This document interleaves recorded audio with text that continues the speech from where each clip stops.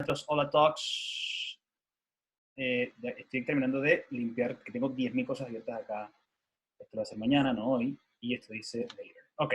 Chicos, ahora sí, ¿cómo están? Bienvenidos una vez más a nuestros Hola Talks. Muy contentos de estar acá con ustedes nuevamente. Gracias por unirse. Y bueno, por compartir con nosotros estas sesiones de conversa con gente tan valiosa que están donando parte de su tiempo para brindarnos pues sus conocimientos y sus experiencias de vida dentro de nuestra carrera, nuestra arte de actuar, o de dirigir, o de escribir, o sea cual sea la expresión por la cual nos comunicamos a través de las artes. Hoy tenemos un invitado bien especial, por lo menos para mí, un gran amigo y mentor desde el punto de vista de la actuación y como persona, y que también ha colaborado con Ola en otras oportunidades, que esta vez pues ha decidido pues no hacer una excepción y sumarse a las voces activas y llevar más conocimiento y experiencias valiosas a nuestra comunidad latina, tanto acá como en el resto del mundo, porque sé que estamos conectados gente tanto de Colombia como gente de México y por supuesto gente acá en Nueva York. Así que sin más ni más, señor Juan Pablo Félix, bienvenido, ¿cómo estás? Gracias, querido Samuel. Muy bien, muy contento de poderles saludar así con esa salsita tan rica de introducción que estando uno aquí en Estados Unidos le hace como falta. Entonces estuvo buena la musiquita para arrancar. Un abrazo para los que están de noche, para los que están de día, para los que están en la mañana. Yo estoy aquí en Arizona con un sol espectacular, muy privilegiado también porque pues ando muy en contacto con la naturaleza. Aquí la cuarentena no ha sido tan estricta, entonces por ahí cuando logro volarme, me vuelo muy lejos, eso sí, me voy a la montaña donde no haya mucha gente, donde no ponga a nadie en peligro. Pero muy contento, muy contento. Muchas gracias a Ola por esta invitación y por la iniciativa de Ola Talks, que me parece tan bella y tan necesaria para todas y todos en este momento en que creo que uh, creo que es un momento de pausa activa, ¿no? Como se dice, aprovechamos este hiatus para aprender y estudiar más y aprender de todos, ¿no? Entonces, gracias, aquí estamos. Así es, así es. Bueno, chicos, solamente para cumplir con el protocolo de las personas que estén con nosotros por primera vez acá con los Hola Talks, técnicamente dura hasta las 8 de la noche, siempre tomamos un poquitico más de minutos, realmente a las 8 de la noche, you are free to go. Y esta sesión se va a hacer mayormente en español. Sin embargo, si hay alguien que necesite asistencia en inglés o necesita que hagamos una traducción simultánea, pues nosotros estamos abiertos para hacerlo. Si es Yo así, por favor. conozco a una traductora simultánea que está en esta reunión, por cierto. ¿Sí? Ah, bueno, Muy bien. ahí tenemos a Alicia. Entonces, si es así, puedes colocarlos en el chat si necesitas algún tipo de asistencia en inglés. Y del mismo modo, yo voy a estar haciendo acá una serie de preguntas un poco para ir calentando la conversación, pero ustedes pueden ir colocando sus preguntas en el chat.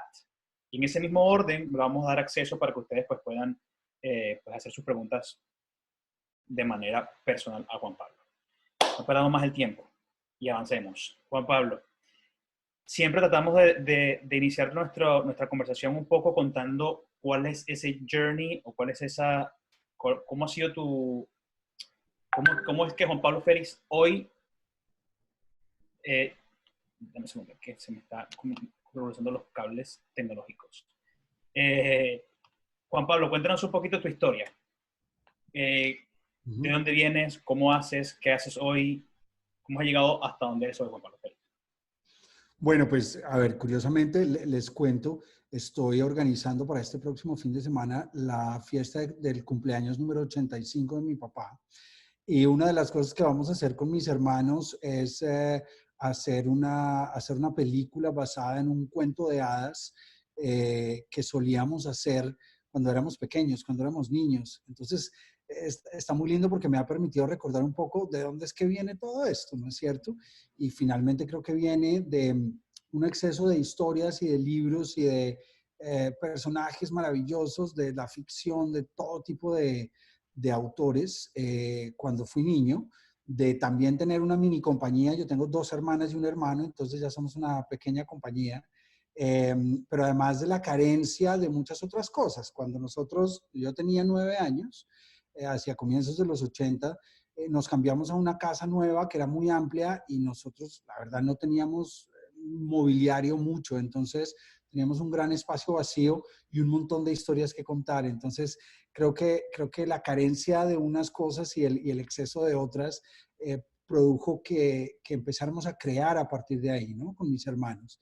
Y yo descubrí que esa idea de contar historias tenía el gran poder de detener a la gente en su camino, porque teníamos un gran ventanal frente a nuestra sala, a nuestro living, y la gente se devolvía a ver qué era lo que estaban haciendo estos niños de 9, 8 años, ¿sabes? ¿No? Disfrazados de oveja, de nube, de árbol, ¿sabes? La Entonces, imaginación volando. era totalmente. Entonces, estos chiquitos estaban tripeando en su sala y de ahí viene este gran poder de contar historias. Yo después estudio cine y televisión en la Universidad Nacional de Colombia y en el año 2012 voy a estudiar a la Universidad de Columbia en Nueva York, en donde nos conocimos contigo incluso con Mónica, con Inma, con tanta gente bella que nos está acompañando aquí esta noche.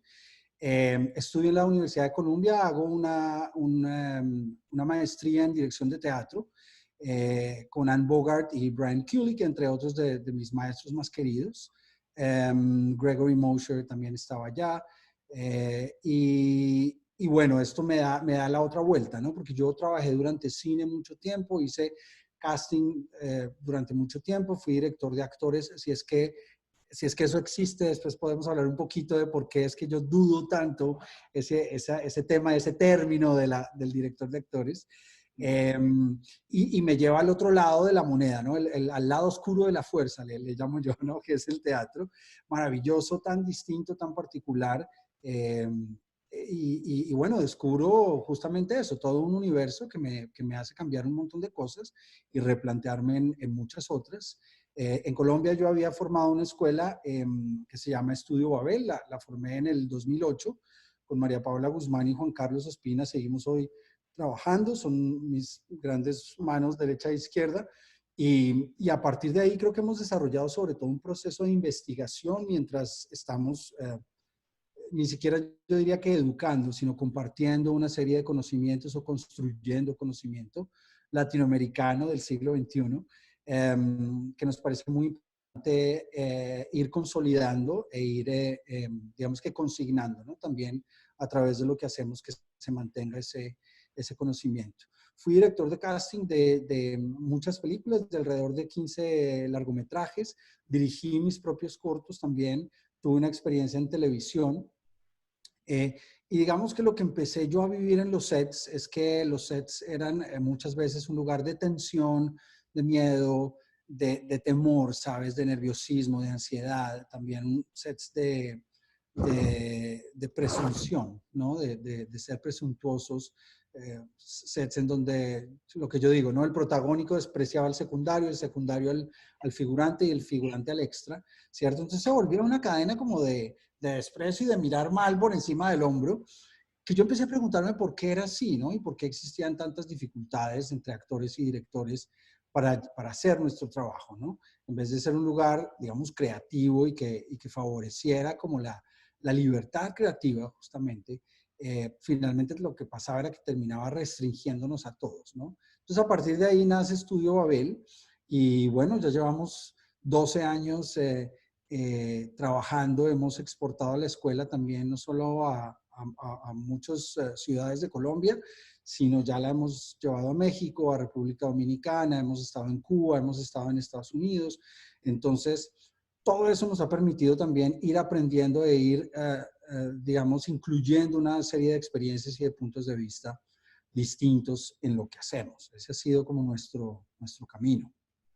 Buenísimo. Bueno, y justamente ahorita que estás hablando de todo el trabajo que haces con Estudio Babel, sé que a lo largo del tiempo has concretado, digamos, un método, o has diseñado un método de entrenamiento para actores, en el cual tuve el privilegio de estar, que lo has catalogado menos es más. Y sé que tienes detrás de eso toda una filosofía. ¿Podrías compartir un poco más sobre eso? Sí, sí, menos es más, es como tú lo dices, una como de las columnas vertebrales de lo que nosotros hacemos. Tiene que ver con varias cosas. Yo voy a contar como varias ideas que creo que ayudan a ilustrar un poquito la idea de menos es más. cuando uno ve la carrera del ser humano desde la antropología o desde la sociología, incluso desde la filosofía del lenguaje, uno se da cuenta de que la lucha del ser humano ha sido una lucha por ser específicos. Ayer nuestro invitado de antenoche, creo, ¿no? Olvidé su nombre, que nos habló del teatro musical. Jaime Lozano. Jaime hablaba de la especificidad, ¿no? Y es algo que yo también trato de compartir mucho con mis estudiantes, y es la especificidad es la gran amiga del actor, de la actriz, del director. Y podemos hablar ahora un poquito más tarde de eso. Entonces, la lucha del ser humano ha sido sobre todo una lucha por ser específicos. De hecho, de ahí aparece el lenguaje hablado, ¿cierto? El otro día estaba pensando, cuando fui al dentista y tenía sus manos en mi boca, en algún momento yo hice como, ¡ah! Y me dice, ¿te dolió? Y yo le dije, no me dolió, pero me impresiona, me dio impresión. Metieras por allá una herramienta, ¿sabes? Entonces, fíjate que necesito la palabra para ser específico, porque él cree que el gesto es una cosa, pero la palabra le dice otra, ¿no es cierto? Eso creo que también es la lucha de la actriz, ¿no es cierto? Cuando digo actriz también quiero decir actor. Entonces, cuando el actor y la actriz se vuelven específicos, ¿sí? Creo que se vuelven mucho más concretos y más efectivos en lo que comunican. Fíjate que algo nos ha pasado en Latinoamérica, y es que, bueno, no quiero ni siquiera pensar en el siglo XIX, pero durante el siglo XX, cuando tú ibas a la vida de los pueblos y de las pequeñas ciudades que se estaban armando, la expresión de los sentimientos no era muy bien vista. Había que mantenerse un poco en neutro, ¿no es cierto? Un poco en una especie de sensación de visita de tías, ¿cierto? Entonces, nadie gritaba mucho, nadie se carcajeaba mucho, nadie se atacaba a llorar, nadie se mostraba deprimido, deprimida, ¿no es cierto? Había una especie de compresión de los sentimientos. En la medida en que eso ha ido cambiando, gracias a Dios, afortunadamente, sobre todo después de la primera mitad del siglo pasado, ya digamos que nosotros somos mucho más conscientes y reconocemos que tenemos unos sentimientos, los aceptamos, dejamos que existan y sabemos que está perfecto expresarlos. Fíjate que una de las frases con las que crecieron muchos hombres, muchos varones en la primera mitad del siglo XX fue: los hombres no lloran. Estaba prohibido para nosotros llorar o expresar la tristeza. Eso afortunadamente poco a poco ha ido cambiando, y ahora entendemos que no solamente está perfecto que lloremos, sino que tenemos que llorar. Es una forma de desahogarnos, porque si no Entonces, fíjate que el proceso con la expresión en la actuación ha sido al revés. Mientras más nos hemos liberado socialmente con la expresión de nuestros sentimientos, ¿sí? Ya no necesitamos hacer la caricatura y el cliché del sentimiento para que nos entiendan, ¿cierto?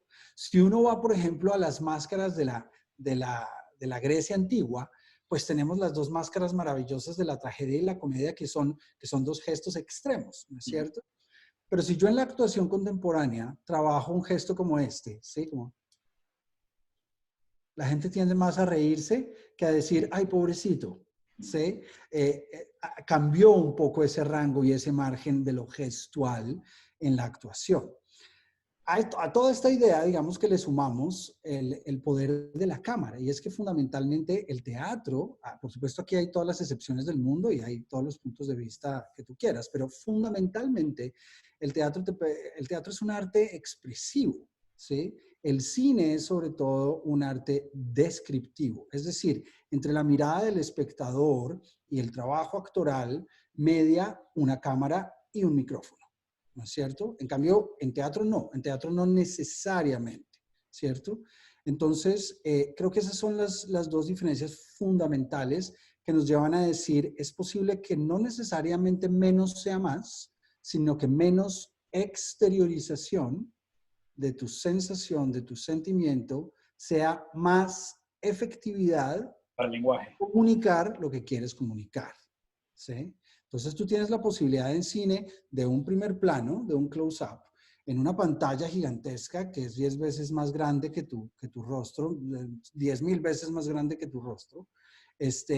Entonces la cosa empieza a cambiar. Tiene que ver mucho con la superficie de la expresión de tu arte. Es lindo referirnos a la pintura en este caso también. Si tú ves a los grandes muralistas que son Siqueiros, Orozco y Rivera en México,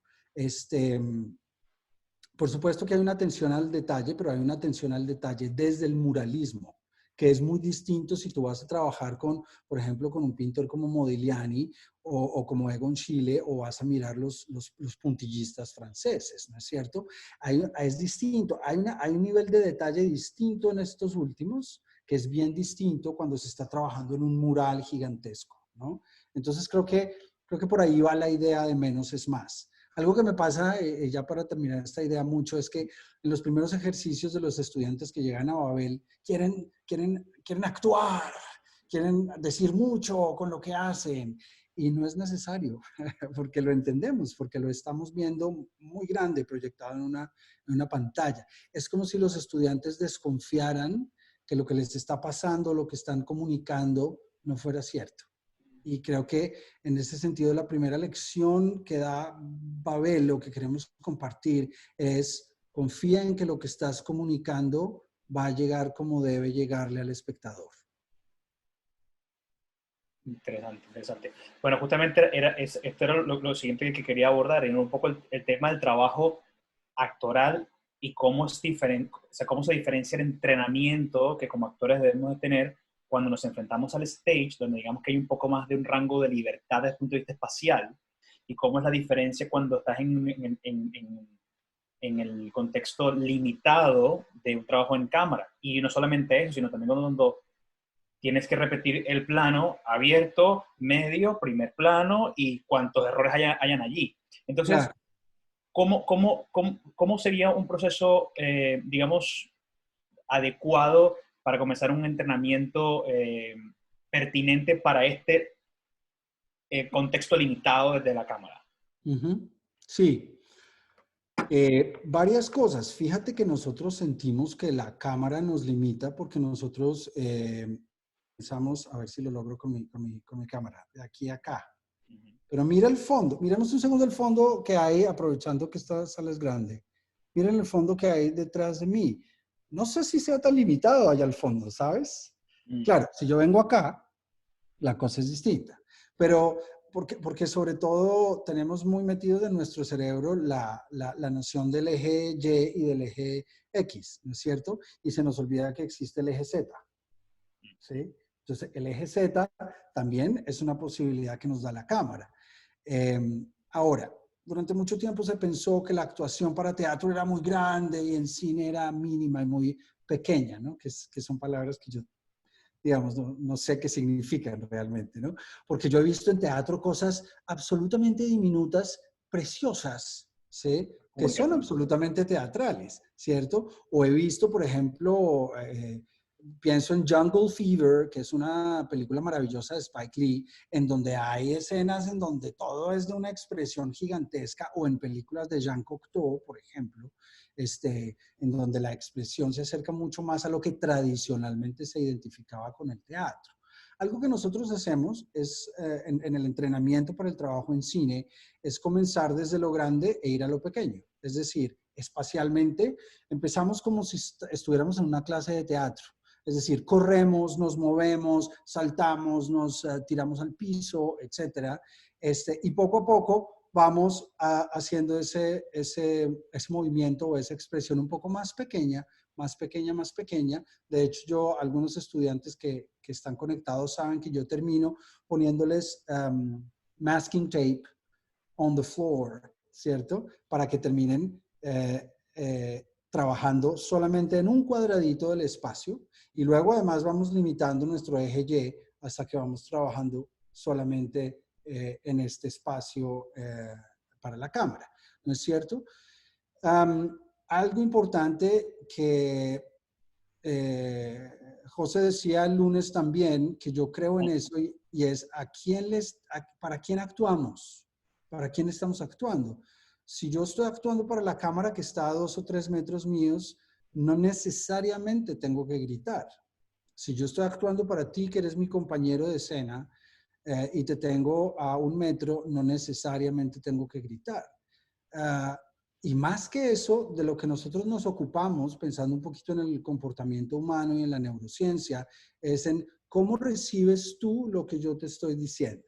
Por eso parte esencial de la actuación no es lo mío, mi cosa, mi expresión, mi línea, mi diálogo, sino cómo es que, atención, cómo es que yo reviso cómo te está llegando a ti lo que yo hago. No es lo que yo hago, es sí, primero, sí te está llegando a ti lo que estoy haciendo y después cómo te está llegando. Porque fíjate, si yo, es increíble, los emojis son bien interesantes para analizarlos con la actuación. Mira este gesto, miren este gesto. Si Samuel me habla a mí y yo hago este gesto, ustedes ya saben qué estoy pensando, ¿sí? ¿O no? ¿Sí? ¿Sabes qué? A mí se me olvidó una de las indicaciones, Juan Pablo. Chicos Sí. que están en las cámaras, como sabemos que todos tenemos las cámaras, los micrófonos apagados, si hago yo una pregunta, lo hace Juan Pablo y quieren afirmar, simplemente thumbs up, los dos, y todos entendemos de que sí o no, o más o menos. Eso. Oh. Pero fíjate, es lindo porque esto que tú acabas de hacer, exacto, está buenísimo, Pablo, eso es, eso es, exacto. Fíjense cómo todos esos gestos, nosotros ya los hemos unificado en un lenguaje, ¿cierto? Lo lindo de la actuación es que para la actuación verosímil, verdadera, cinematográfica, de drama contemporáneo, eso no funciona. Los emojis no funcionan. La categorización de los gestos no funcionan. Los indios de la India tienen una cosa muy linda que se llaman las razas, con S, que son como 8 o 9 formas de trabajar con el rostro para comunicar sentimientos. Está precioso, pero así no nos comunicamos en el siglo XXI en el drama contemporáneo, ¿me entiendes? Cuando la novia le puede preguntar al novio, ¿qué te pasa? Y el novio dice, nada. Y todo el mundo ya entiende que al novio, claro que le está pasando algo, le está pasando de todo, ¿no es cierto? Y dice, ¿pero por qué? Si él dice, uno, dice que no le pasa nada, lo dijo. Y después se mantuvo en silencio y como que no hay ninguna explosión de movimiento ni de voz, ¿no? Él dijo, no me pasa nada. Pero por algo existe el comportamiento humano y la comunicación humana funcionan de maneras distintas, ¿no es cierto? Decimos cosas con la voz o con nuestro cuerpo y queremos significar otras, ¿no es cierto? Entonces creo que también tiene que ver un poco con todo esto que hablamos. Sí, es eso fundamentalmente. La técnica, mira, no lo sé. Yo realmente no sé de fórmulas y desconfío mucho de las fórmulas porque lo que le sirve a alguien no le sirve a otro, ¿sabes? Lo que me sirve a mí no le sirve a mi vecino. Entonces, nuestro trabajo es sobre todo el de encontrar cuál es nuestra forma, nuestra forma. Y por eso yo insisto tanto, lo primero que podemos hacer, no me gusta debemos, en ninguna de sus acepciones me gusta el verbo deber, pero lo que podemos hacer es confiar en nosotros. Es que suena como a consejo hippie de tía separada, ¿no? ¿Sabes? pero realmente es un tema que creo que funciona. ¿Qué me está pasando a mí? Por eso la somática es tan linda y la ciencia y el arte de la somática, que es un poco estudiar qué me pasa a mí en primera persona, entender cómo es que tengo mi centro ubicado, cómo estoy respirando, qué me pasa acá, dónde tengo dolores, ¿sabes? Me ayuda muchísimo. Chicos y chicas que están conectados a esta conversación, les recomiendo que googleen, del verbo googlear, somática. ¿Sí? Somática es muy importante para lo que hacemos, ¿no? Tan importante como saber de neurociencia y conocer, por ejemplo, sobre las neuronas espejo, que es de lo primerito que hay entre dos seres humanos que se comunican, las de mirror neurons, ¿no? Que es lo que hace que yo haga así cuando Samuel tiene su mano en su barbilla. Y alguien más lo hizo en este momento. Hola, tú, Malcolm, ahí está, Malcolm lo hizo. Porque nos pone juntos, lo gestual nos involucra, ¿sí? Eso por ahora. ¿Sabes qué? Ahorita tocaste algo bien interesante y que a veces yo recuerdo que generaba algunos tipos de discordia o se abrió una conversación durante los talleres de Menos es Más. Y es lo que explicas o expresas como la medida de la verdad. Y creo que eso fue muy interesante porque lo acabas de mencionar brevemente en tu intervención anterior y creo que por favor lo compartas con todos, que es para ti la medida de la verdad. Claro, eso me encanta porque siempre despierta mucho debate en clase, ¿no? Sí, sí. Pero digamos que en general creo que todos nosotros, yo me sirvo un poquito de la caricatura como con fines pedagógicos, ¿no? Y creo que todos nos podemos relacionar con ello.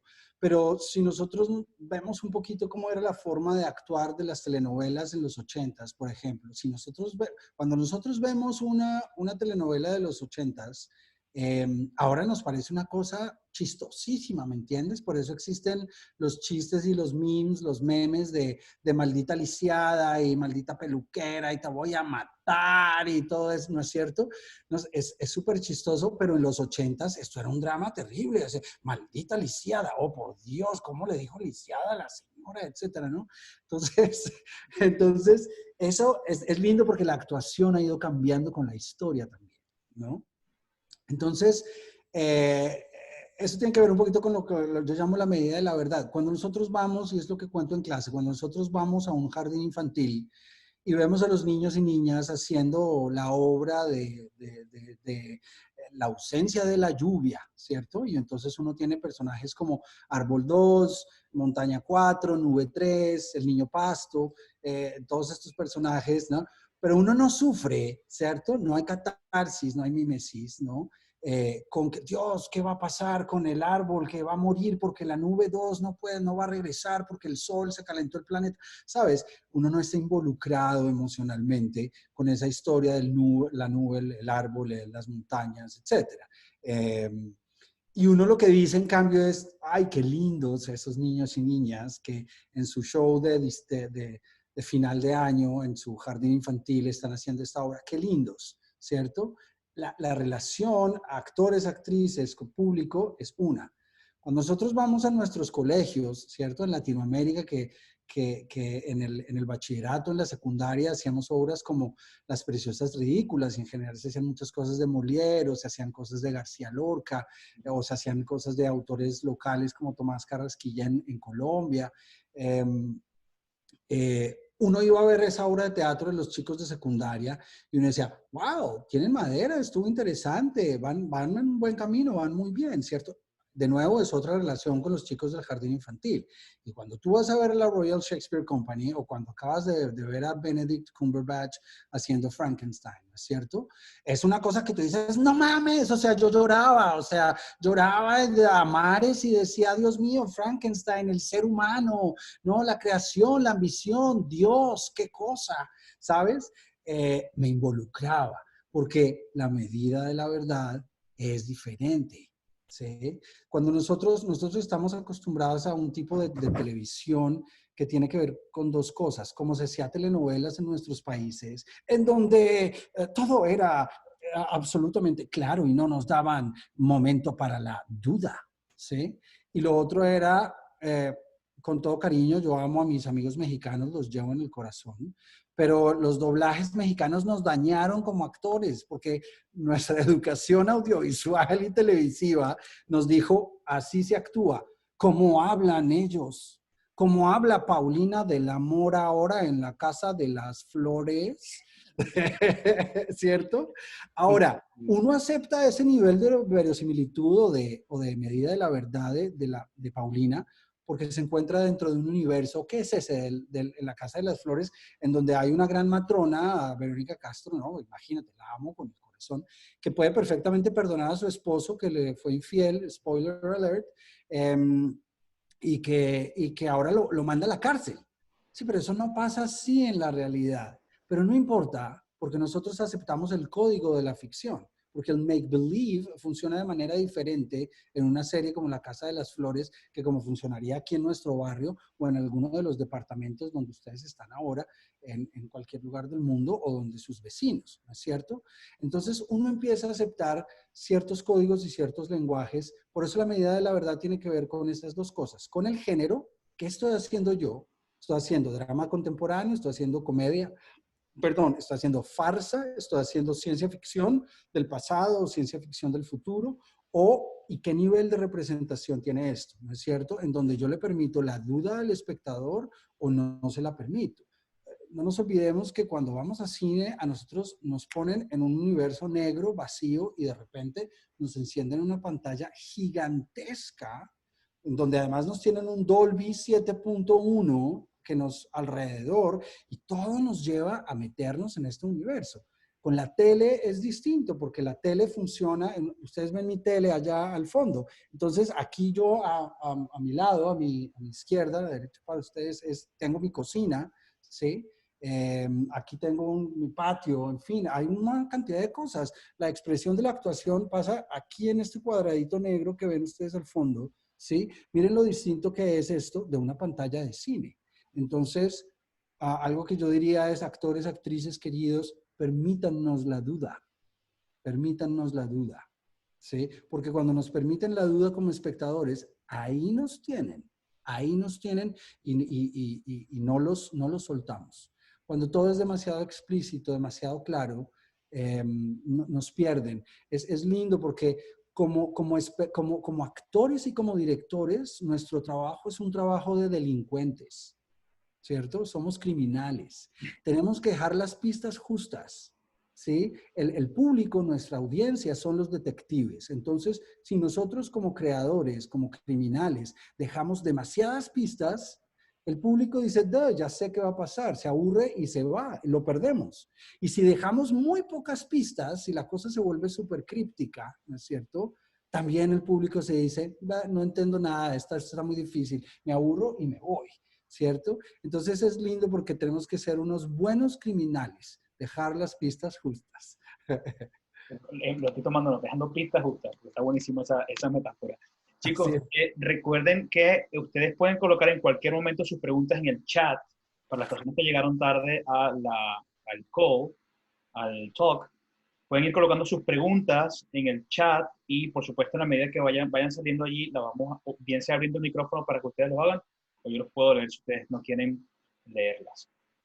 Pero para que sepan que esto no es un diálogo, es una conversación abierta para todos. Chicos, Juan Pablo, sé que has comentado el valor tan importante que tiene cuando trabajamos en el cine o cuando se trabaja, cuando el actor se enfrenta al cine, lo importante y la ventaja que tiene el tener conocimiento del lenguaje cinematográfico. Sí. ¿Qué podemos profundizar de ahí? Porque sé que eso tiene un peso muy importante dentro de las cosas que nosotros, además del aporte de nuestra preparación, el conocer de esto nos va a dar un plus más dentro del proyecto. Por supuesto, mira, y yo creo que parte de la dificultad que tiene lo que hacemos es que necesitamos saber de absolutamente todo. No solamente de lo propio de nuestro arte, de lo que hacemos, sino también de, ¿sabes? O sea, de la hidrocloroxiquina, de la cloriquina, de la hidroxicloroquina, no tengo ni idea, tenemos que saber de eso totalmente, ¿sabes? Evidentemente, hay una serie de aspectos que a mí me parecen fundamentales, que son, por supuesto, el tema de la cámara y el tema del sonido. Eh, pero sobre todo, bueno, claro, el tema del montaje. El tema del montaje es absolutamente esencial que nosotros sepamos cómo es y cómo funciona. Lo que yo he visto en los sets cuando trabajo con actores que entienden muy bien estos conceptos, es que el trabajo se hace mucho más expedito, más fácil, más creativo incluso. Y creo que también los actores pueden aportar desde ahí, ¿no es cierto? Cuando es claro para un actor o para una actriz que yo voy a cortar en... que es más elevado para el espíritu, sufrir los golpes y dardos de la insultante fortuna, ¿cierto? Si estamos trabajando con un Hamlet para el cine, por ejemplo. Si el actor sabe que yo voy a cortar en qué es más elevado para el espíritu y corto, ¿sí? Y que voy a cortar un plano mucho más abierto, el actor puede empezar a trabajar para ese plano, ¿cierto? No es lo mismo, y actores y actrices queridos, hay que saber muchísimo de óptica cinematográfica, porque no es lo mismo actuar para un lente de 120 milímetros que para un 50 milímetros o para un 300. Implica otras cosas. Ahora, nos podríamos quedar aquí 6 horas hablando de óptica y de lentes, pero también, si quieren, cuando cuando podamos encontrarnos, yo cuento eso en los talleres, pero son trabajos totalmente distintos, ¿no? De nuevo, me refiero a la pintura y puedo pensar en cómo pinta Paul Delvaux, que pinta unos paisajes gigantescos, ¿no es cierto? O algunos pintores latinoamericanos más costumbristas, distinto a, por ejemplo, cómo pinta Julien Schnabel o cómo pinta Jean-Michel Basquiat, ¿cierto? Son formas distintas de comunicar cosas distintas, ¿no? Entonces, creo que hay que saber muchísimo de lentes, es muy importante. También un poquito de la lógica del set, ¿sabes? Algo que me pasa a mí es que, por ejemplo, cuando he trabajado con no actores, que me gusta mucho, con todo respeto para quienes llevan 49 años estudiando este arte maravilloso, pero también me gusta trabajar con los no actores o lo que mis tías llaman actores naturales. Yo no les tengo que enseñar a actuar, ellos ya saben y son fantásticos, fantásticas haciéndolo. Lo que sí tengo que explicarles es un poquito es qué significa a primera, ¿sí? Vamos a ver, corre sonido, corre video assist, corre cámara, marca, escena, plano, toma, claqueta, clap, sale, a marca, foco. Eso es más lo que les tengo que compartir que enseñarles a actuar. Entonces, conocer esa logística del set. Vamos a hacer un room tone, vamos a hacer un wild track, porque también se nos olvida que el sonido es tan importante y a veces la actuación le damos toda a la cámara y nos olvidamos de que el sonido es absolutamente fundamental, si acaso más importante que lo visual, ¿no es cierto? Entonces, conocer de esta logística del set, de estas metodologías que hay que trabajar, también es muy importante. Algo que yo, por ejemplo, y es loco, pero a los directores y directoras también necesitan saber mucho de cómo funciona cierta lógica del actor, ¿sí? Para rodar. Por ejemplo, no los corten en la primera toma, dejen que hagan la primera toma como quieran. Lo más posible es que salga horrible. ¿Sí? Porque el haiku en cine es o es la toma 1 o es la toma 17, ¿sabes? O sea, son cosas loquísimas, pero a veces eso tiende a ser una constante, ¿no? O sea, un momento de inspiración, de epifanía fantástico para la toma 1, y ahí estuvo y dice, hagamos una de seguridad, ¿no? La de seguridad, ¿no? Dice, vamos a hacer la toma 2 y todo el mundo se confía, es como la segunda función, ¿no? El estreno es maravilloso, pero la segunda función es una mierda. Esa es una regla, ¿no? Suele suceder. Es porque creo que la adrenalina hace que todo funcione muy bien para la primera y en la segunda nos confiamos y la cosa se nos va por las rendijas. Pero entonces yo le digo a los directores, dejen que sus actores hagan una toma, que hagan un ensayo, porque ya en el ensayo, al final de la primera toma o al final del ensayo, el actor se quedó con la sensación de que ya hizo algo completo, ¿sí? Claro. Le permitimos al actor y a la actriz hacer algo de principio a fin sin cortar. Tú no tienes idea de lo que, bueno, no, claro que tienes idea porque eres actor, de lo que significa, pero para quienes no tengan idea, es durísimo para un actor o una actriz que le corten lo que está haciendo. Así lo corten para decirle, muy bien, ¿sí? Es una cosa que no tienes ni idea, es un movimiento telúrico de placas tectónicas que es una cosa espeluznante, ¿sí? Entonces, yo siempre los dejo que hagan lo que quieran hacer en la primera toma. Y para la segunda, yo empiezo a dirigirlos, ¿sí? A mí me parece que nuestro trabajo comienza en la segunda toma, ¿sí? Director no es quien dice qué es. A mí la peor forma para mí de dirigir es decir qué haces, desde dónde, en qué punto, cómo te paras, cuándo miras a cámara, cuándo miras a ese micromanagement de la actuación para mí es fatal. No sé cómo trabajar de esa manera. Me parece totalmente contraproducente y me parece que restringe la creatividad que tienen los artistas, ¿no? Ahora, el asunto de todo esto es que tenemos a un productor encima que está pensando en dinero y eso es lo que tiene que hacer, por supuesto, pues esa es su función, él tiene que hacerlo. Pero no hemos logrado, después de 120 años de existencia del cine, 125, lograr traducir ese afán del dinero y de la producción y de lograr hacer el plan, the call sheet that we have to do today, ¿sí? No hemos logrado cómo organizarnos para articular directores a la actriz, para hacerle entender lo que tiene que hacer o lo que puede hacer, dejarla libre en su contexto y que ella vuele y haga lo que le parezca sensato que puede hacer. ¿Y por qué estaba diciendo esto? Me poseyó un espíritu de pastor evangélico y me fui, se me olvidó lo que quería decir. Bueno, yo también estaba ahí con el tema de las preguntas. Bueno, para terminar. Sí. Entonces, fíjate que yo, por ejemplo, en un casting mínimo hago 2 tomas. Mínimo. Si no hago 5, hago 2, mínimo. Por cada plano. Por cada escena. Pues Cada porque escena. para cada casting yo en general hago las cosas en un plano. Sigo un poquito al actor y la actriz, pero no tengo muchos planos en general para los castings. A excepción de, por ejemplo, Escobar, el patrón del mal, que ese fue un proyecto bien particular y sí tuvimos, digamos, hicimos un casting casi que a 3 cámaras, pero por distintas razones. Fundamentalmente lo que yo busco en un actor cuando hago casting es cómo escucha la dirección y si sigue este proceso. Escucha, comprende, hace o qué pasa en esos 3 pasos, ¿me entiendes? La flexibilidad que también tenga, ¿no? Dentro de... Por supuesto, mira, a veces pasan cosas que uno le dice al actor y recuerda que esto que hemos acordado, porque yo casi nunca les digo qué hay que hacer, yo los dejo libres. Después les voy diciendo por dónde podemos ir. Mira, acordamos que está buenísimo que cierres la puerta, entonces recuerda que después de salir, cierra la puerta. Es un punto de cierre importante, súper chévere. Acción. Y salen y no cierran la puerta. Corta, muy bien, estuvo estupendo. Yo siempre digo que muy bien, así esté horrible. Pero se te olvidó cerrar la puerta. Sí, perdón. Muy bien, acción.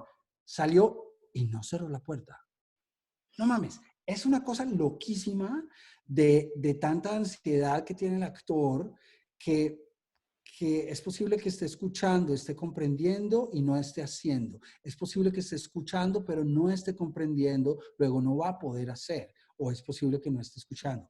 Y si no está escuchando, va a oír unas palabras terribles, que es muchas gracias, no nos llames, nosotros te llamamos. Gracias por venir. Eso está bien. Ahorita vamos a entrar en el tema porque como parte de tu viaje en este camino, pues tuvo una importante participación en el tema de los castings. Creo que sería interesante que toquemos eso más adelante, pero voy a darle espacio a algunas de las preguntas que están en el Por chat. favor. Dice Kika, qué maravilla. Kika Child está con nosotros, me encanta. Qué maravilla. Hola Kika. Kika dice, hola Juan Pablo, gracias. ¿Por qué no te gusta el término dirección de actores? Bueno, mira, yo creo que últimamente últimamente he tenido el crédito en algunas películas como director de actores. Estoy pensando en cómo decir lo que quiero decir sin herir susceptibilidades, porque no se trata de eso, se trata de hacer una pregunta y es que cuando tú vas a un concierto, ¿cierto? En el Lincoln Center, por ejemplo, no existe un director de cuerdas y un director del resto de la orquesta. Sí, yo creo, mi papá es músico, entonces yo traigo muchos ejemplos de la música. Un director, una directora dirigen todo, ¿sabes? No sé por qué es que es difícil, sí sé por qué. Cuesta mucho dirigir a los actores porque ¿sabes? No es trabajar con luces, no es trabajar con un exposímetro, con un fotómetro, o con un micrófono, o con un HMI, con luces, con muebles. Es trabajar con seres humanos. Y los seres humanos es una cosa que hay que acompañar y que hay que llevar como cuando uno pone un barquito de papel en un charco de la calle, ¿sabes? Hay que acompañarlos con todo nuestro amor y toda nuestra consideración. Y por eso yo espero que también los actores y las actrices tengan consideración y amor con los directores, porque a veces también tienden a tratarnos muy mal. Entonces, digamos que no me gusta el término de dirección de actores porque me parece limitado y porque me parece facilista y claro, yo también vengo de una escuela que es una vieja escuela, que es la escuela de los 90 del siglo pasado, en donde había cierto mérito en ser capaces de organizar todo un set, ¿cierto? Yo fui asistente de dirección también en varias películas y como asistente de dirección a mí me encantaba empezar del fondo del set hacia cámara, ¿no es cierto? Y entonces empezaba con los extras y luego venía un poco acá, un poquito más acá con los figurantes y luego terminaba con los protagonistas más adelante. Pero ese asunto de coordinarlo todo, me acuerdo de una película en la que estábamos organizando una toma guerrillera en un pueblo en Colombia, en una película de hace más o menos unos 10 años. Era una cosa fantástica, la adrenalina me fluía y me parecía tan importante ser capaz, perdón ponerme de ejemplo, hablarle a los extras, hablarle a los actores y hablarle a mi director de foto y hablarle al primero de cámara o hablarle al microfonista, ¿sabes? Porque me parecía que el mérito era ese, ¿sí? Poder decirle a esta orquesta, vamos a tocar juntos y no como segmentar y fragmentar el asunto y decir, yo solamente le hablo a los actores y que los técnicos miren qué hacen, o yo solo le hablo a los técnicos y que los técnicos capten lo que los actores hacen. Porque ahí me parece que es cuando la cosa empieza a fragmentarse y eso termina viéndose en pantalla, ¿sabes? Ustedes solo pongan a rodar y miren ahí lo que hacen los muñecos, ¿no? ¿Sabes? Me parece que es pobre esa forma de trabajar. Es una forma de trabajar, yo no trabajaría así y no me gustaría tampoco. ¿Existe? Sí, bueno, pero tal vez no creo que es la que nos haga más felices en el set. Victoria García dice, Victoria. opina y luego pregunta. Dice, mi opinión es que muchos directores, guionistas deberían estudiar actuación para lograr un entendimiento, conexión con el actor a la hora de dirigir y a la hora de escribir guiones con una comprensión más completa del personaje. ¿Tenéis directores guionistas en la escuela o solo una escuela de actuación para actores? Sí, estoy absolutamente de acuerdo contigo. Algo que pasa en Babel, que es una escuela en la que nos juntamos directores, directoras, actores y actrices, es que muchas veces los estudiantes primero toman el taller como actores y luego toman el mismo taller, una versión posterior, como directores. Y de repente dicen, wow, qué distinto es estar al otro lado, ¿no es cierto? Y esto es fantástico, solamente poniéndonos como en los zapatos del otro, es que podemos comprender qué es lo que realmente hace y de esa manera tener un respeto por lo que está haciendo. Hay una historia muy linda y es el origen de la palabra respeto. Respeto viene del latín respicere, que significa observar por una segunda vez. Entonces, cuando yo te observo como Samuel, la primera vez digo, ahí está Samuel, eso está, no hay problema. Pero cuando te observo pensando en todo lo que ha tenido que pasar en la historia para que tú estés aquí con nosotros, sin ir muy lejos, solamente hasta el momento en el que tu padre y tu madre se conocieron, wow, es una serie de milagros. Entonces todos nosotros somos una serie de milagros, ¿no? Entonces cuando yo llego al set y digo, ahí está la maquilladora y es una chismosa, ¿no? Porque, en fin. O el segundo de cámara me cae mal, o esos tatuajes que tiene, no tengo ni idea, ¿sabes? Los seres humanos somos a veces tan tontos que nos fijamos más en pendejadas que en lo realmente importante. ¿Sí? O tal actor me miró mal, o no me saludó, o yo no saludé a alguien, o miré mal a alguien, ¿sabes? Pues no estamos mirando a la gente profundamente, es decir, no la estamos respetando, ¿no? Esa es una historia linda de esa palabra. Y creo que es lo que más debe haber en un set, ¿sabes? Lo que yo digo es que el cine es la mejor excusa para tratar de ser mejores seres humanos. Entonces, es un desafío en el set, porque el set es un taxímetro, ¿cierto? It's a meter. Y nos está marcando todo el tiempo en dinero, en tiempo, en cansancio. Y en la medida en que nosotros logremos ser más amorosos y más empáticos en un set, la película va a ser espectacular. Definitivamente es una recomendación bien directa, ¿no? El hecho de, no importa si te desarrollas enfrente o si te desarrollas detrás de cámara o guión, el estudiar actuación va a ser un plus tan importante como lo es para los actores conocer de lenguaje cinematográfico. Porque es una Es regla. absolutamente importante, por ejemplo, que un operador de cámara escuche muy bien lo que dice el actor. Es muy importante que nosotros entendamos cuál es la implicación de que si nosotros nos ponen el dolly frente a nosotros y vamos a hacer movimientos opuestos en donde el actor se acerca a cámara, nosotros tenemos que probar muy bien que tenemos que caminar entre los tracks del dolly car, ¿no? Y eso lo tenemos que hacer muy bien. y para eso tenemos que estar entrenados y entrenadas, ¿no? Es muy importante saber qué pasa si hay un overshoulder y la cámara está a 2 metros míos y hay un lente 50 puesto en cámara, pues qué pasa si yo de repente me da por rascarme aquí la cabeza cuando tengo al otro actor acá, pues evidentemente voy a dañar su trabajo, ¿sí? ¿Sabes? Entonces, parte de lo que hablábamos, de conocer esa lógica del set. Mira, nos pregunta Sebastián. Juan Pablo, hola. Hola, ¿Qué Sebastián. consejo nos darías para mantener la misma emoción o mejorarla después de 20 tomas? Muy bien, el primer consejo es que no trabajes con emociones, porque las emociones no se pueden controlar. Yo tengo en mis talleres prohibida la palabra emoción, ¿sí? Porque no podemos decidir nuestras emociones, Sebas. Tú no puedes decidir angustiarte, tú no puedes decidir sentir un poquito de ansiedad por el encierro, por la cuarentena, por el aislamiento. Tú no puedes decidir eso. Las emociones ocurren. Entonces, si tú intentas trabajar con las emociones, se va a ver de mentiritas, se va a ver que no está siendo cierto. Con lo que tú puedes trabajar es con la expresión de la emoción, que puede cambiar muchísimo. Entonces, primero, Sebastián, después de 20 tomas, pues si son 20 tomas, hay que hablar con ese director, esa directora, porque o es absolutamente billonario para hacer 20 tomas por plano, o realmente su productor no está con las pilas puestas y no hay un control del ratio de filmación. Pero para responder tu pregunta, para mí es un asunto de entrenamiento, Sebastián. Y nos pasa a muchos de nosotros que no entrenamos con la dedicación y la disciplina que podríamos. Si tú haces todos los días, entrenas un arte marcial, por ti nunca van a cortar, ¿sí?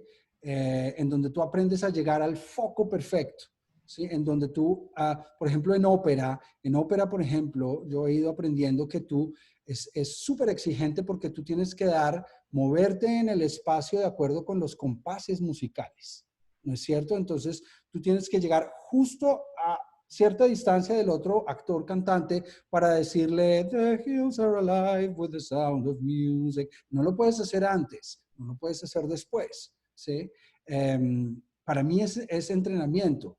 El entrenamiento te permite estar exactamente igual. Hay unos sketches por ahí de comediantes, de esos canales de televisión.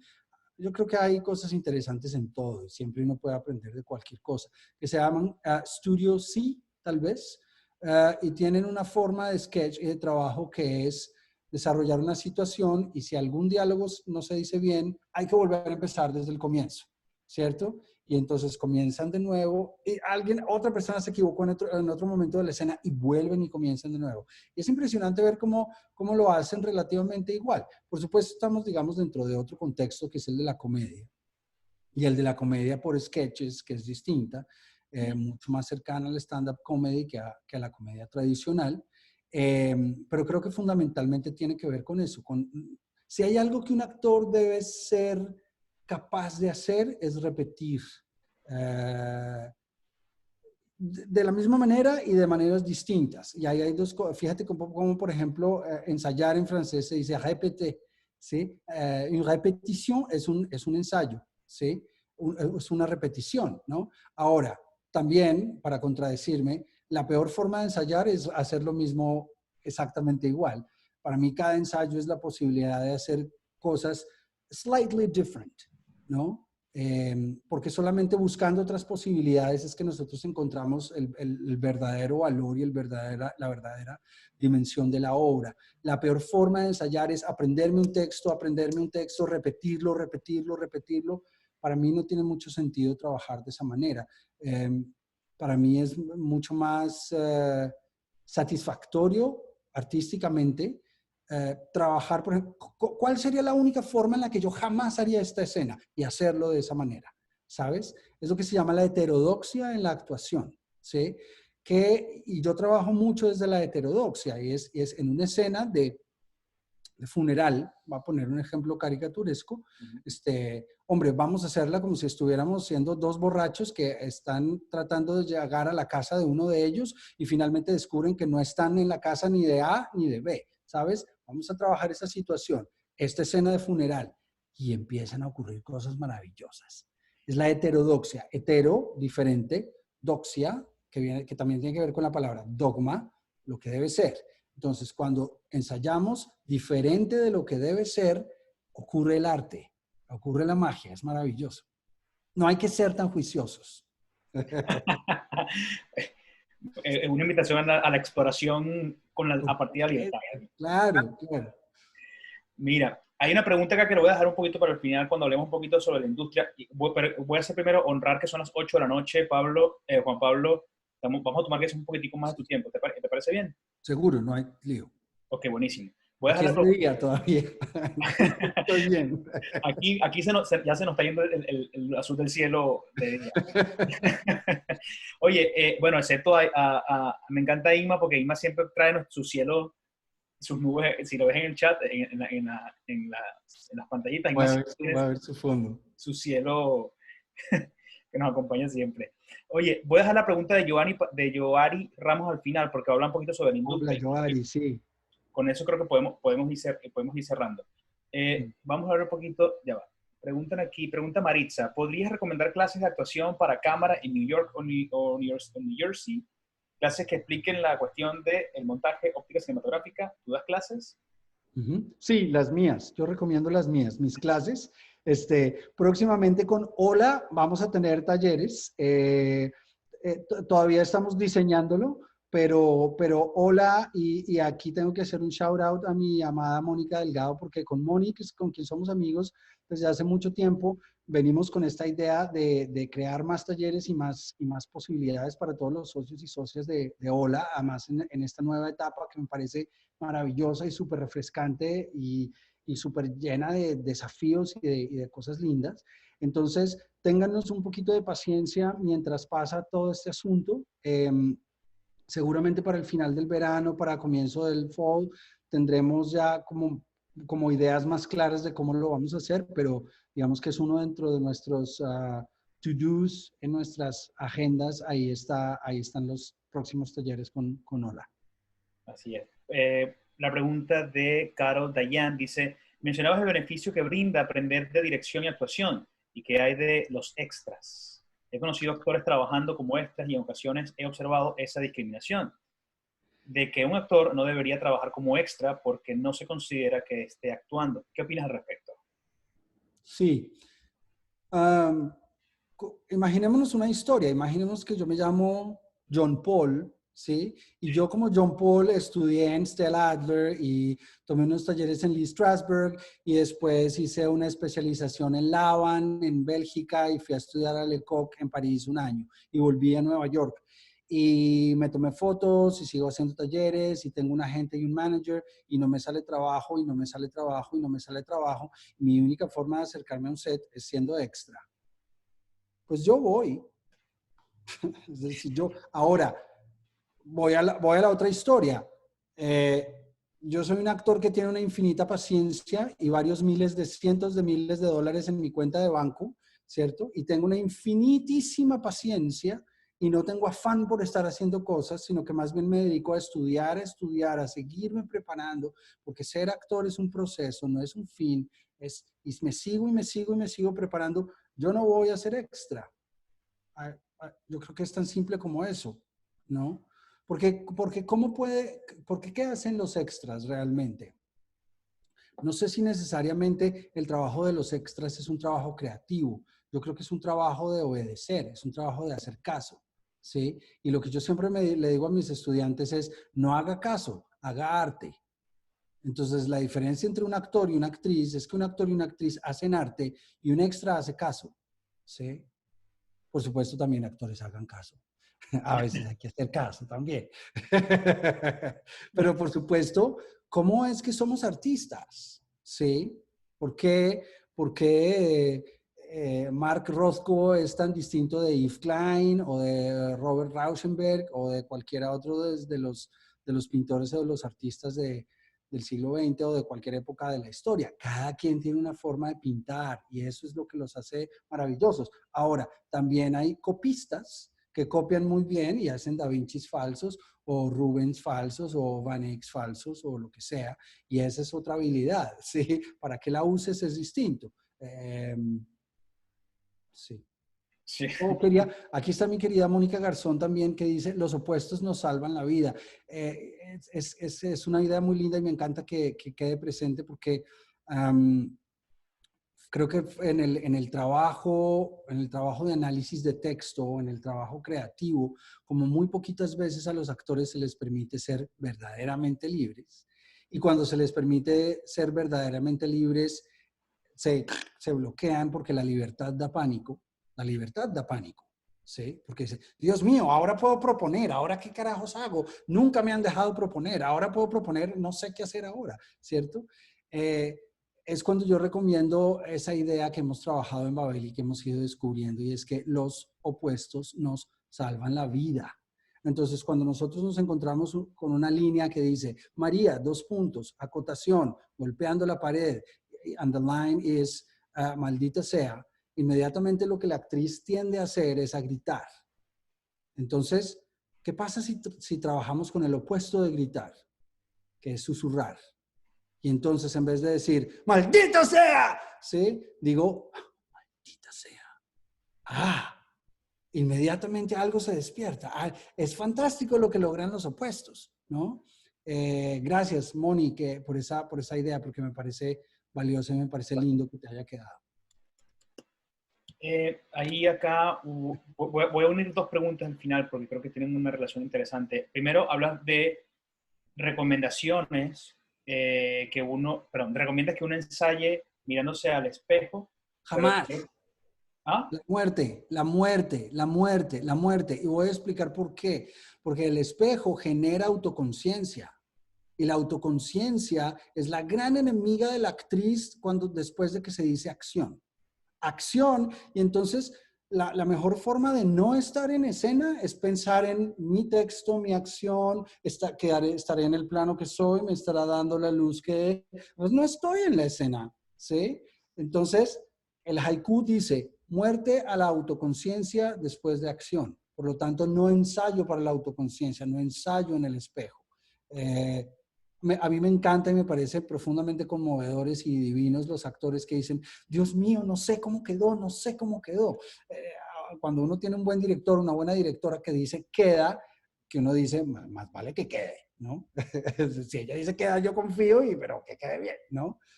En general, en el 90% de las veces, queda muy bien.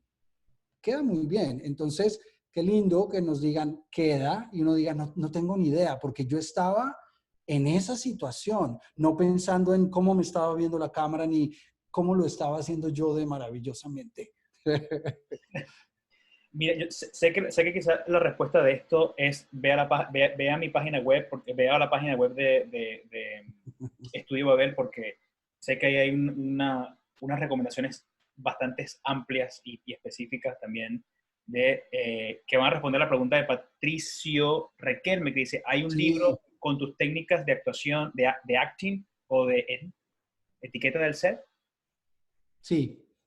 Ok. Hola, querido Patricio, que nos conocimos en Miami hace poco. En la página de Estudio Babel, www.estudiobabel.com, hay una pestaña que se llama Preparación de Actores. Si ustedes van a esa pestaña, lo primero que aparece ahí es la bibliografía. Es como actores, ¿quieren prepararse? Ok, lean.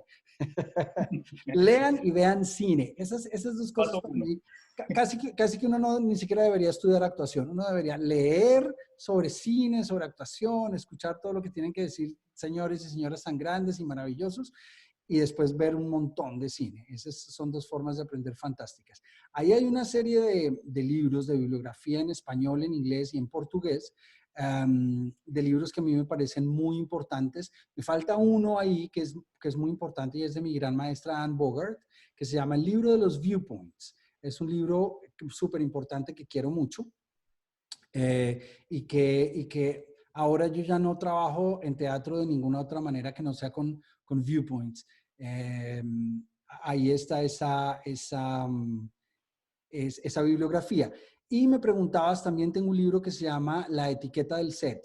Es un libro así que es como para los latinoamericanos, hombres y mujeres que conozcamos la urbanidad de Carreño, es como la urbanidad de Carreño del set cinematográfico, ¿sí? No te cruces delante de la cámara sin pedir permiso, eso no se hace. Sobre todo vas a quedar muy mal frente a la gente, es como si no respetaras tu trabajo. Y bueno, es que el set es un lugar, a mí me encanta, el set es un lugar sagrado, es el lugar de la creación. ¿Sí? Los indios de la India dicen una cosa muy linda y es que el único propósito con el cual el ser humano vino a este universo fue para crear, para hacer cosas de la nada. Wow, es una idea muy linda y muy poderosa. Entonces, si el lugar de creación es el set es un templo sagrado, ¿sí? Entonces, en el set hay que seguir una serie de pasos que más que por moralidad o por no sé qué, son asuntos de seguridad, de respeto, de crear una atmósfera de trabajo, ¿no es cierto? Más que cualquier otra cosa. Juan Pablo, hablemos un poquito sobre, y con esto voy a conectarme a la pregunta que tenemos aquí pendiente de, perdóname que no me, de Joa Ari. De Joari. Hablemos un poquito sobre la industria actualmente. Ella lo pone acá en su pregunta, dice, lo estoy buscando, ok. Bueno, primero dice que dicha volver a verte y de conocerte y de verte nuevamente por acá. Dice, ¿qué piensas de lo que estamos viviendo y grabar a distancia o a dónde se dirigirá la industria? Me imagino que tiene que ver un poco con lo que está pasando actualmente, ¿cierto? Sí. Sí. Sabes que yo no sé muy bien, yo realmente tengo mis capacidades futurológicas bastante limitadas. No sé qué va a pasar. Yo te puedo decir cosas que tal vez te ayuden a responder tu pregunta. Uno, he estado estudiando cómo cambia la actuación para tele y cómo cambia para cine, y ahora tenemos nuevas plataformas. Y siguiendo mi idea de que hay una relación entre la actuación, la medida de la verdad y la superficie en la cual está expuesta nuestro arte y nuestro trabajo, creo que deberíamos empezar a analizar la posibilidad de que exista una forma para actuar para tablets, forma para actuar para celulares. Es bien interesante. Fíjate que fotográficamente las grandes panorámicas no funcionan para los teléfonos móviles, porque uno no ve nada. Las panorámicas grandes no funcionan para las tablets, funcionan un poquito más para las tablets, pero no para los celulares. Entonces, mi pregunta de investigación en este momento es, ¿cambiará entonces la actuación? Si mi espacio de expresión de lo que yo hago es más pequeño, ¿cambiará la forma en la que lo hago? ¿Sí? Y luego, ¿qué pasará con el mercado latino y todo lo demás? ¿Saben qué va a pasar con el mercado latino y con los actores y actrices y directores, directoras, productores y artistas latinos en este medio? Lo que nosotros queramos que pase. Eso es lo que va a pasar. ¿Sí? Yo sé que tu pregunta es súper bien intencionada, pero no deja para mí de tener un hue, un tint de nos darán más oportunidades ahora, tendremos más representatividad, pero es que depende de nosotros. No mames, arma tu canal, mira Oprah, ¿sí? Con la extrema violencia histórica que ha existido en este país contra los afroamericanos, pues no mames, yo armo mi canal. ¿Sí? Y armó un canal para los afroamericanos. Y está, creo que hay otro, que creo que es Bet, si no estoy mal, o no sé, hay otro, puedo estar equivocado. Hay otro. Pero, ¿dónde están los canales latinos que nosotros hemos armado para los latinos y las latinas del siglo XXI?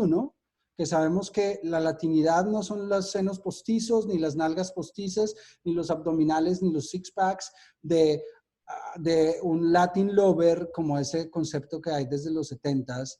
¿Qué hay más allá de eso? Y es una pregunta que yo hago extensiva para el teatro latinoamericano en los Estados Unidos. ¿Qué hay más allá de Doña Flor y sus dos maridos? Con todo mi respeto y mi amor por Jorge Amado, pero ¿qué hay más allá de historias que únicamente se ocupan de lo mercadeable, ¿sí? De lo que dé dinero, y lo que da dinero es lo sexual, lo sexual superficial, ¿sí?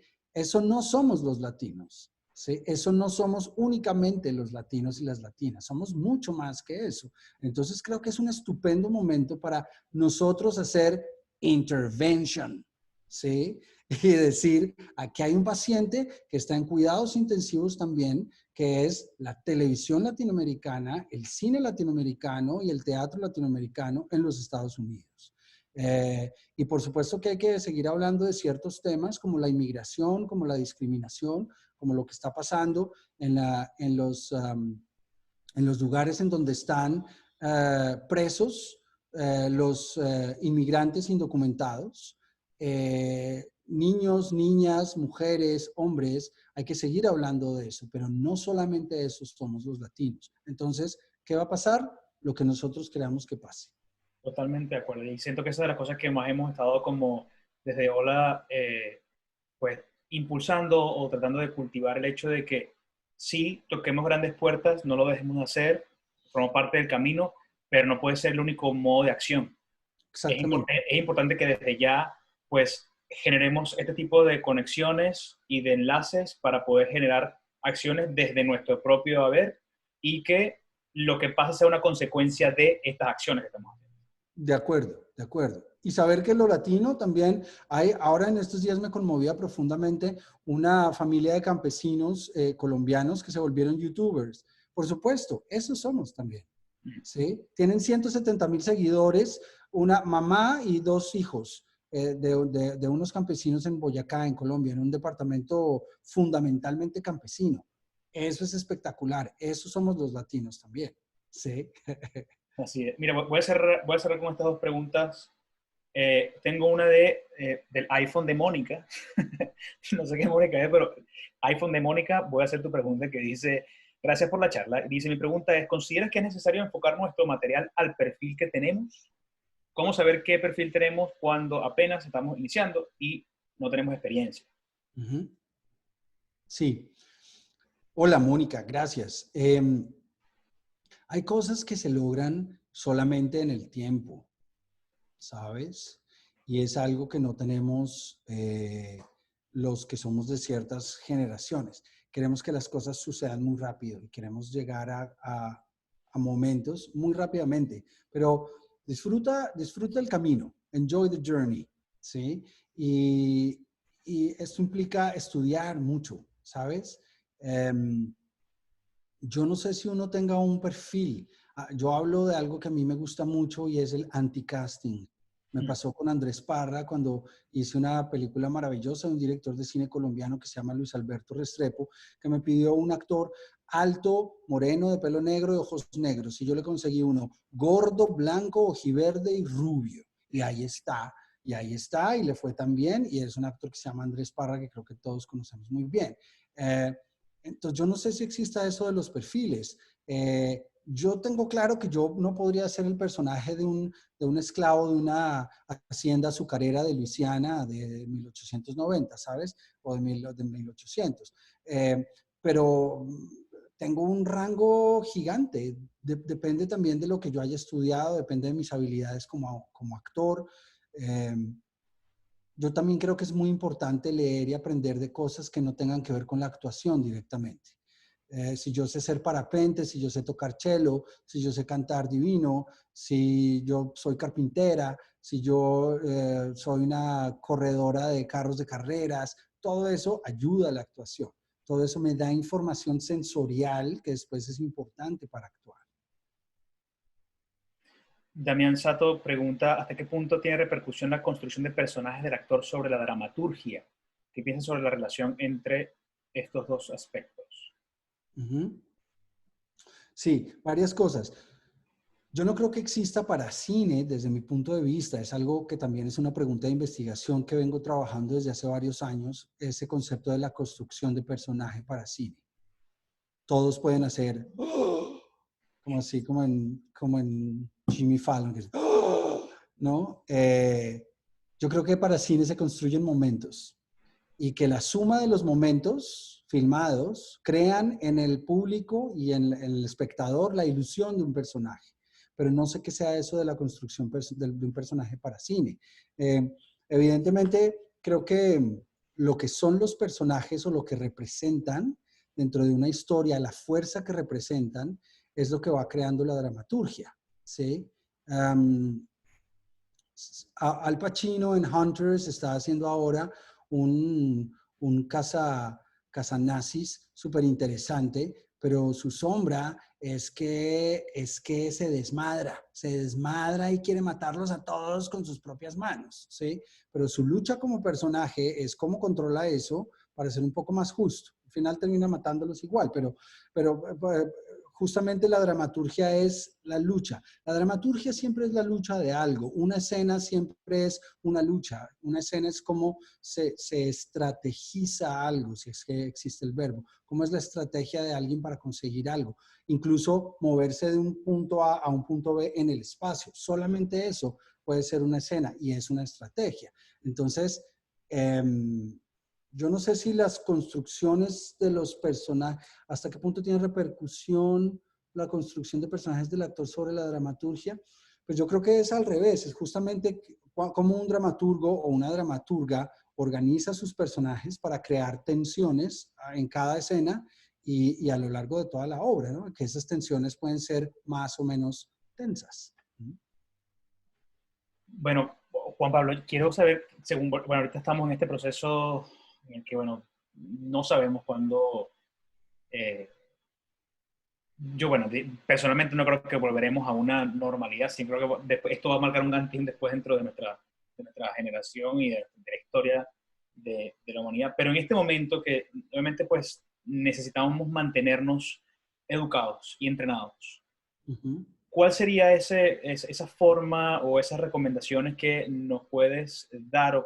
Y seguro, seguro muchas de estas las has tocado durante nuestra conversación, pero quizás recapitulando, ¿de qué forma podemos mantenernos entrenados, activos, durante estos momentos de cuarentena, donde quizás estamos escasos de salir y tomar un taller público, o un taller en específico, o ir a la calle, sino que tenemos que estar responsablemente en casa? ¿Cuál sería esa recomendación que tú nos das para mantenernos entrenados? Yo es que soy muy malo para, para dar consejos y recomendaciones. Les voy a contar lo que yo hago. Eso. Uno, yo miro qué dicen otros que debe hacer uno. Entonces, sé que psicólogos y psicólogas han dicho, hagan una rutina. Entonces, mi rutina es, en este momento lo que yo estoy haciendo es, me levanto y hago ejercicio, ¿sí? Hago como un workout, ¿cierto? Y tardo como una hora, pero después también hago un ratico, aquí yo tengo un jardín precioso y me siento un ratito a ver cómo crece una flor. Y para quienes sepan de Seami, voy a escribir Seami porque esto por favor también googleenlo. El arte de la flor es el arte de la actuación. Se lo mandé a alguien que no sé, se lo mandé a no sé a quién se lo mandé. Cambia si quieres ese nombre donde diga everyone. Te va a aparecer el nombre en privado. Ok, lo voy a buscar. Ahora dice everyone in meeting. Una cosa que tenemos nosotros y que también he escuchado en estos días, con la que estoy de acuerdo, es un afán por hacer cosas. Tranquilos, tranquilas. No hay que hacer cosas. Sí hay que hacer cosas, pero con calma. No, con calma. ¿Qué es lo malo de sentarnos a mirar? Yo les voy a decir que estoy mirando yo acá. Estoy mirando la luz, cómo le da al árbol de naranja que hay en el patio de mi casa. Y hay una frase preciosa que dice, la verdad escénica más linda y más verdadera es la del árbol. El árbol está ahí. El árbol está ahí. Ni siquiera está, y mírenme un poquito, perdón. No está ahí. No, está ahí, está ahí. No ve quién lo ve. Una de las dificultades grandes en la actuación es que tenemos aquí, estamos pensando en que la cámara nos ve, en que en teatro, en que los de la primera fila que nos ven, en los de, ¿sabes? Los de arriba, los de la fila T, AA, 24, etcétera, que ven. No pensemos en eso. Seamos. Yo miro mucho a mis gatos. Mis gatos me han enseñado lecciones de arte fantásticas, ¿sí? Cuando yo a mis gatos, y esto es algo que cuento mucho, les hago este movimiento, ¿sí? Mis gatos se quedan así y dicen, ¿qué hay ahí? Y cuando les hago este movimiento, dicen, ah, es un dedo, y se van. Es una gran lección de arte, ¿sí? Cuando yo revelo todo en mi actuación, de entrada, de primera, pierdo al público, ¿sí? Cuando yo le permito al público la duda, ahí lo tengo. Y eso me lo enseñan los animales. Las hormiguitas, el otro día descubrí que a las hormigas les da por subirse a la manguera de mi jardín y se van por la manguera. No se van por el piso, se van por la manguera. Y me pongo a pensar, ¿por qué? Y yo no sé por qué finalmente eso me termina sirviendo para dirigir a un actor después y decirle, es como si fueras una hormiguita caminando por una manguera, ¿sabes? No, es que me gusta ponerlo en positivo. Podemos observar mucho más. Podemos observar profundamente. It's extraordinary listening, extraordinary looking, watching. You know, it's going beyond what's apparent. Eso creo que es muy importante para lo que hacemos. Y luego de hacer ejercicio, desayuno y luego lavo los platos y luego me pongo a escribir un guión en el que estoy trabajando hace 17 años. Algún día lo terminaré. Y luego hago el almuerzo y almuerzo y luego estudio francés. Estoy volviendo a estudiar francés. Estoy leyendo sobre neurociencia. Estoy también escribiendo una obra de teatro que tiene que ver con la inmigración desde otro lado. Entonces, digamos, tengo una rutina y trato de hacer cosas distintas que impliquen moverme físicamente, pensar, crear. Hago música también, estoy haciendo música, eso lo hago sobre todo de noche. Me compré un MIDI, un Akai buenísimo y me pongo con GarageBand a jugar, a hacer música, a jugar, ¿sabes? Tengo el gran privilegio de que trabajé durísimo durante mis 47 años y en este momento digamos que puedo tener ese tiempo. Sé que esto no es posible para muchas personas y que la situación financiera de todos nosotros es distinta también, pero también lo que yo diría es, esto que estamos haciendo, esto que ha creado Hola, es parte también de lo que hay que hacer y es no estar solitos, no estar solitas. Es saber que juntos somos mucho más. Miren, podríamos estar en este momento viendo telebasura o en TikTok o en cualquiera de esas cosas, ¿saben? Pero estamos poniendo a mover las ruedas de nuestro cerebro, juntos, juntas, y eso tiene un gran valor. Y se nos olvida, pero tiene un gran valor.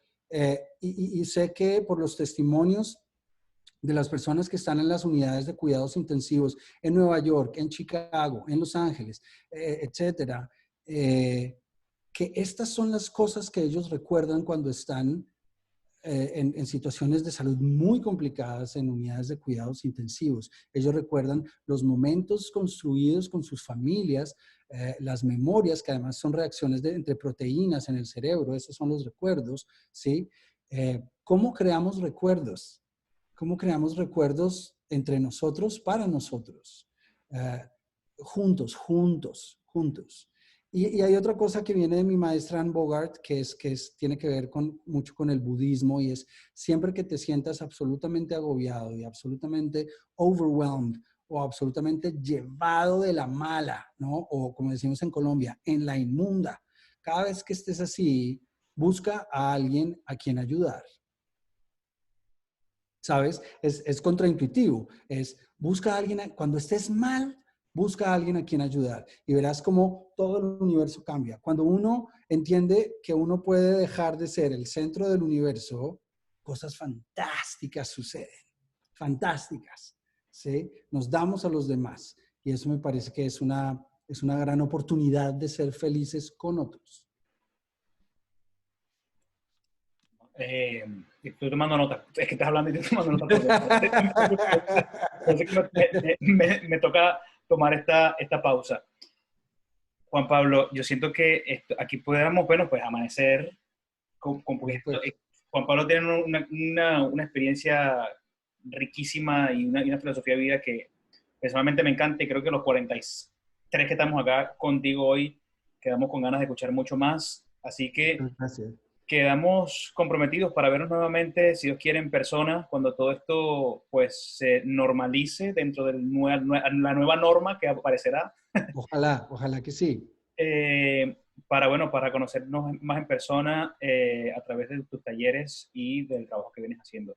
Repetimos tus redes sociales, @Juan Pablo Félix, ¿cierto? Sí, sí, en Instagram estoy como Juanpa Félix 5, Ujú, Facebook Juan Pablo Félix, ujú. y también estoy en el correo contacto@estudiobabel.com. Ahí estamos también tratando con el equipo de Babel de pensar cómo podemos ah, pasar este momento y después seguir creando cosas. Ahorita lo último que se me ocurrió fue un taller de máscara neutra, ya que todos estamos con máscaras, podemos hacer es un taller de máscara neutra. Sí, ojalá volvamos a una normalidad más justa socialmente, más equitativa, menos discriminadora con las mujeres, con los niños y niñas, con quienes no son como nosotros, eh, más respetuosa de la naturaleza, de nuestros recursos, y depende de nosotros también un poquito de lo que podamos y sintamos que debemos sacrificar. Yo dejé de fumar hace 4 meses por convencimiento de que es una forma de aportar absolutamente milimétrica a algo, pero empezar conmigo, ¿sabes? Dejé de ponerle azúcar a mi café, ¿sabes? Yo qué sé, ¿sabes? Me hace sentir mejor al menos. No, y creo que la sumatoria de todas esas pequeñas cosas son las que realmente generan un pacto, quizás Exacto. hasta de manera inconsciente. Chicos, Juan Pablo, no hay más, gracias. Gracias por tu tiempo, por brindarnos este espacio y por supuesto, llenarnos de tanta visión diferente, quizás a la que todos nos estamos enfrentando en este momento en nuestras casas, en nuestro aislamiento, como sea. No, gracias Y nuevamente. aquí, Samuel, a Ola, muchas gracias por la invitación. Qué rico a todos quienes están conectados desde tantas partes, mis amigos, amigas dominicanos, se les quiere muchísimo. Gente en Nueva York, los quiero mucho, les mando fuerza y ánimo, les mando Sí. este solecito que está acá en Arizona para que los anime un poco, los ayude, mi querida Inma, eh, Johari, bueno, Malcolm que estás ahí, Victoria, Michelle, Sonia, gracias, gracias, gracias. Marina, Gracias por ser y por eh, estimularnos. no, pero muy feliz de hacerlo. Para eso estamos. Carol, Úrsula, Edu, Sebastián, Katiria, un placer. Que ojalá Laura, Fabián, Álvaro, Luislo se fue, pero bueno, no, puede estar ahí también. A todos los quienes están y quienes se conectan, gracias porque creo que esto es lo que nos hace humanos. Federico, Leonel, Famor, Sonia, Saray, compartir, estar juntos y tener fe juntos. Yo creo que la fe colectiva hace más que la fe solita. Así que aquí estamos, somos reales. Así es. Chicos, a ustedes nuevamente gracias por acompañarnos. Por favor, recuerden seguirnos en nuestras redes sociales, @holaofficial, que es nuestra red social, y también en nuestro fanpage en Facebook, que también es Hola Oficial. Antes de irnos, quiero tomar un segundito de su tiempo para darles, sé que muchos de ustedes no van a estar, o sea, este viernes tenemos esta clase que es cerrada con Lupe Gerenberg, para las 20 personas que se inscribieron, pero lo que les quiero es adelantar el calendario de la semana que viene. Y es que el lunes vamos a tener a Famor Botero y vamos a estar hablando sobre producción cinematográfica. Creo que Famor está aquí con nosotros también acompañándonos en la charla de hoy. Famor está por allí, creo que todavía está por aquí con nosotros. Pero el lunes vamos a estar hablando con él sobre producción cinematográfica e independiente, así que va a ser una charla muy interesante, un poco más hablando de cine. Por confirmar, pero lo vamos a mandar mañana. Tenemos una charla el martes con Jay, Jay, corrígeme, Mónica, por favor, Jay Cho, Jay Con Show. J Balvin. Jay Balvin, con Jay Cho sobre screenwriting. Es una clase cerrada para 20 personas sobre screenwriting, así que si tienen ustedes conocimiento o quieren, si tienen experiencia o no sobre screenwriting, es una gran oportunidad para desarrollar más técnicas y conocimientos. Esta es una clase cerrada para 20 personas. El miércoles tenemos una charla con Germán Chávez, que va a hablar un taller interesantísimo que se llama Attacking the Audition Pro... No, lo tengo por acá anotado, pero habla el nombre exacto, lo tengo por acá anotado, pero habla más sobre el proceso de la audición, de las audiciones y todo el proceso psicológico que pasa durante esto. Eso. Va a estar muy interesante porque vamos a hablar un poco de neurociencia y de todo lo que necesitamos saber de lo que internamente nos pasa al momento de la audición. Y el viernes 15, tenemos una clase bien interesante con Pablo Singer, que es un cantante y compositor que hace vida acá en Nueva York, y va a estar en un taller sobre técnica vocal. Así que bueno, hay un abanico de posibilidades para usted la semana que viene. Excelente. Quería yo también decir rápidamente a todo el mundo que muchísimas gracias por estar aquí. Corran la voz, que Hola está más fuerte que nunca. Estamos levantando esta organización, rescatándola, así que muchísimas gracias por correr la voz. Si tienen la posibilidad, vuélvanse miembros. Eso nos ayuda mucho a realizar todo este tipo de cosas, y avisen a todos los artistas latinos que para ellos estamos. Sí, acérquense a la página de Hola para que conozcan, porque quizás para ustedes, o muchos de ustedes quizás conozcan Hola por solamente los premios o los Hola Talks, pero hay un trabajo que está siendo bien interesante, y si se vuelven miembros de Hola, pues van a tener acceso a mucho más información. Chicos, gracias nuevamente. Juan Pablo, nuevamente muchísimas gracias, hermano. Ustedes, a ti, Samuel, muchas gracias por tu invitación a Hola, y vamos para adelante apoyando la organización. Así es. Gracias, Juan Pablo. Chao, gracias, buenas noches. Gracias A todos. Abran sus micrófonos y despídense. Abran sus micrófonos y despídense. Gracias, Juan Pablo. Adiós, chicos. Gracias, estuvo súper. Feliz noche. Chicos. Gracias. Gracias.